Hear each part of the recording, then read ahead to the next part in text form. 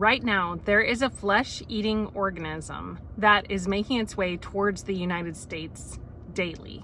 And despite our efforts, we're not able to keep it back. Let me tell you about it. What I'm talking about is New World Screwworm.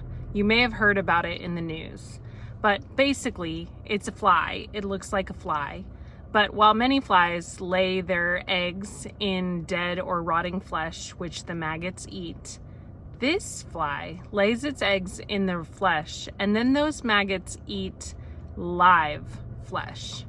So the maggots will do just what the name implies, screw down into the animal and eat away at that live flesh until the animal is dead within a week.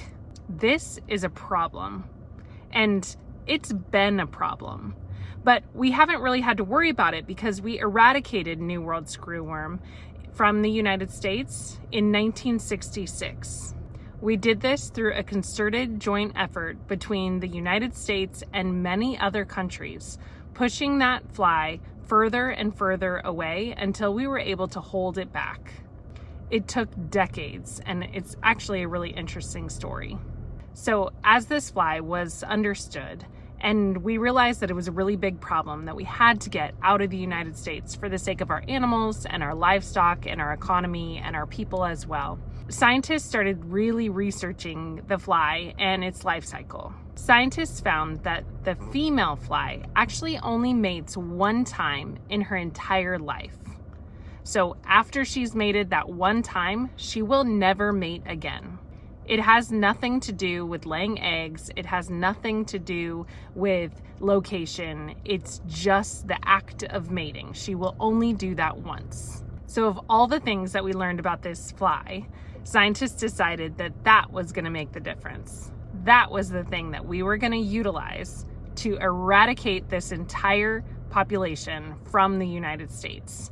And they worked with other countries in order to do this as well. So what they did is they took male flies and they sterilized them. And then they released those sterile flies so that the female would mate with a sterile fly and never lay eggs. They continued to do this and push the population of New World Screwworm farther and farther and farther south, away from the United States, until they got to the Isthmus of Panama. And that was a very good spot to be able to control the population because only a minimum amount would come over. It was this little threshold that they could keep the flies at bay. So the government of the United States and the government of Panama created a facility to continue producing these sterile male flies and release them so that it would keep the population at bay at this Isthmus of Panama. That COPEG facility is still in production today. Historically, since 1966, that location for this facility has been very effective.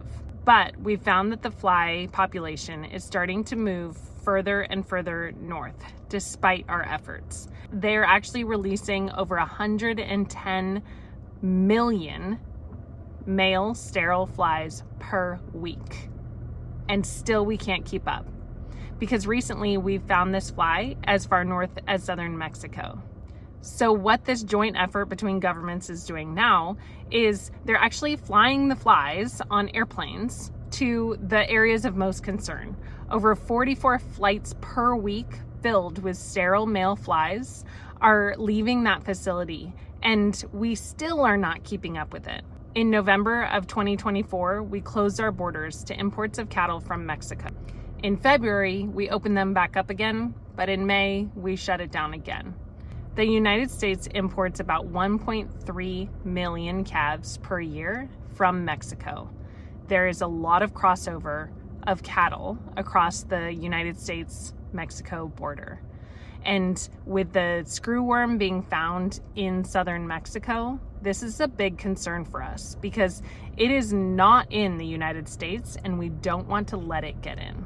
The scientific name of this fly, Cochlea homnivorax, literally means man-eater. This is not a fly that we want in the United States. And the United States government is going to continue to do everything that they can to keep it out. And this comes with a joint effort between many other countries. And we've done it once, and we can do it again. As a dairy cow veterinarian, this is high on my list that I am watching for. It's a foreign animal disease right now, but we will continue monitoring for it and keeping our food supply safe and secure. Do me a favor and hit subscribe. It really helps me out as my channel grows. Drop a comment below if you want to learn more about New World screwworm or other hot issues in agriculture today, and I'm happy to explain it. Thanks, everyone.